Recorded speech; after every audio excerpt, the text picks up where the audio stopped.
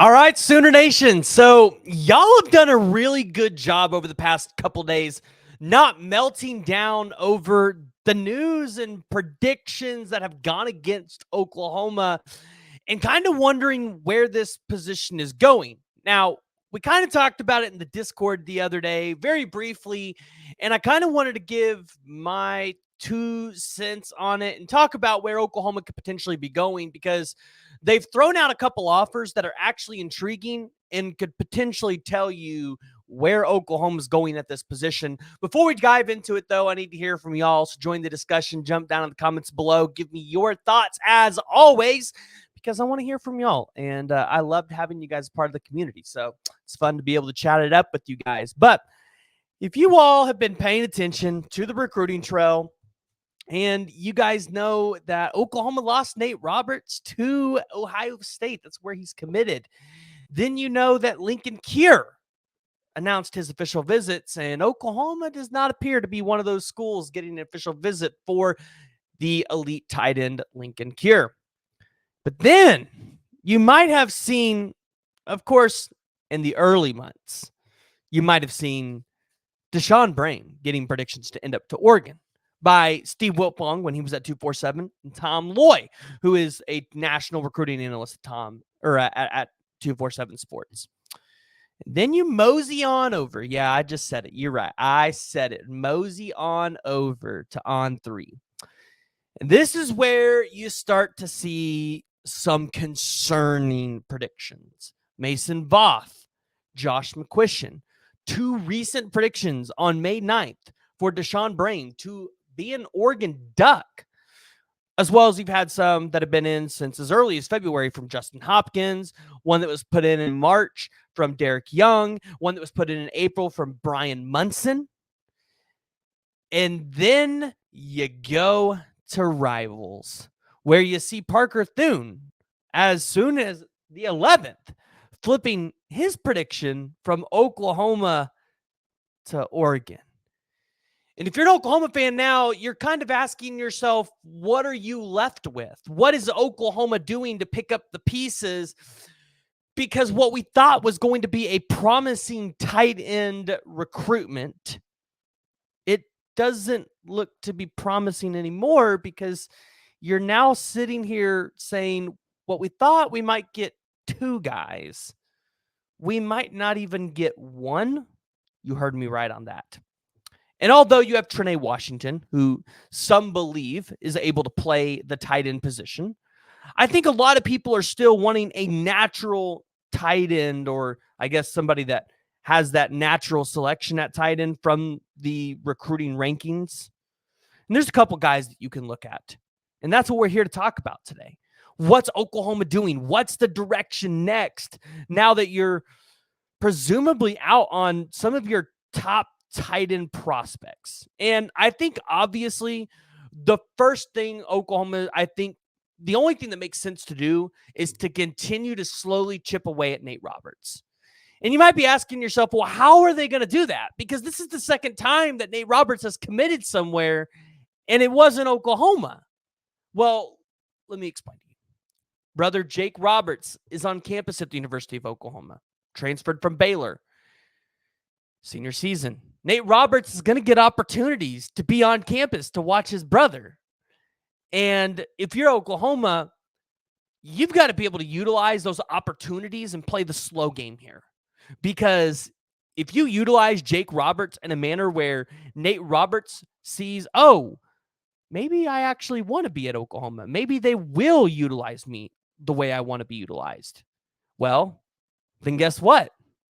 You might have a chance to flip the talented top 150 prospect in the country. But I look at other guys across the country, Lincoln Cure, I don't think you have a shot here. And I think it was a far-fetched shot at the point when we were talking about it. But then some people might ask, what about Dakota Terrell? I was talking to somebody the other day about Dakota Terrell, and I don't know if he's going to end up at Oklahoma. Like, good prospect from the state, but basketball might be in play. The University of Michigan. Like, here's the crazy thing about him. 7 total offers, but he's got offers from like Florida, Michigan, Arkansas, Oklahoma. That's just 4 offers in and of itself. And those are all Power 4 offers. And 2 of them or 3 of them are SEC offers. One of them is for the Big Ten. You look at Chase Lofton, and this was the prospect that if you guys have watched this channel, you guys know I've been really high on. 6'6", 215-pound kid out of Omaha, Nebraska. Florida State, I think, is in a great spot here. Obviously, you've got Texas A&M, Miami, Nebraska. Chase Lofton was a prospect that showed up to the BV camp last year, which is happening here in a couple weeks in June, and got the offer from Brent Venables. And so you would have thought, hey, like, Chase Lofton is 100% a prospect Oklahoma is going to take. And man, it just doesn't seem like Joe Jon Finley's wanting to move that direction. So now you see some things happening on the recruiting trail. Now you see maybe where Oklahoma's going. And I think it's going to be important this year that Bauer Sharp returns, because if he goes and has a good season, Bauer Sharp could head to the NFL, which leaves you with Devon Mitchell, Caden McIntyre, Caden Helms, which 2 of those guys we really haven't seen a whole lot of in that tight end room. And I'm not sure how much longer Josh Fanuel is going to be around. And the reason why I say that is this is going to be the same thing as other rooms that on this roster. Talent passes you up. If Josh Fanuel doesn't get a whole lot of run this year, will he stay with this team going into next season? So you've seen Oklahoma, I think, really pivot to the 2026 class. Maybe try to really focus on building those relationships. And you saw an offer go out today for the kid, Carson Snead, number 2 tight end in this class, 4-star tight end. Carson Snead has taken 2 visits to Tennessee, a visit to Louisville, Ole Miss, Alabama, Auburn, and some other schools. If you're Oklahoma, you have a chance to get in early on this recruitment for one of the top prospects in the country and one of the top tight ends in the country. And in the 2026 class, I would imagine that's a class where Oklahoma has to take 2 guys. You can't fumble the bag and take 1. You've got to take 2. But the other thing that we really have to look at is, what's Oklahoma going to do in the transfer portal? Like, are they going to try to play the transfer portal a little bit more when it comes to the tight end position? I don't know. I don't know what's a little bit more favorable with this staff. But what I do know is it is a little concerning to look at 2025 and see where we thought was going to be a great year in tight end recruiting has kind of turned into a little bit of a mess. And you don't know what's available, and you don't know what you're going to be able to get. And I know a lot of people are saying, well, Lincoln Kier is visiting Oregon. And I'm going to tell you this. Dan Lanning is from this region. He's from Kansas. Like, he's going to want to be able to get Kier and Deshaun Brame. He's going to want to be able to develop that pipeline and keep it as strong as possible. So if you're an Oklahoma fan, it's not a given that if Lincoln Kier ends up at Oregon, you're getting Deshaun Brame. Now, I think it's harder for 2 elite tight ends at the same school, but we were talking about that at Oklahoma. Oklahoma getting 2 elite tight ends.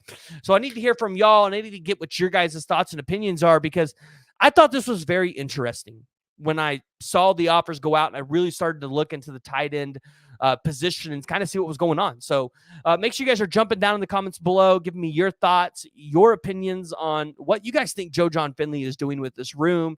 And if you guys have made it this far and you have not already, make sure you guys hit that like and you hit that subscribe button.